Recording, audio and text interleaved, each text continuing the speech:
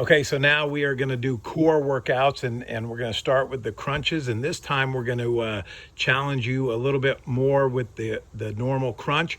You're going to have your feet off the ground, your legs bent, and then your hands to your side. Every time you come up, you have to touch your hands behind your butt. Touch your hands behind your butt. Your feet have to be crossed. That's how we want you to do your crunch.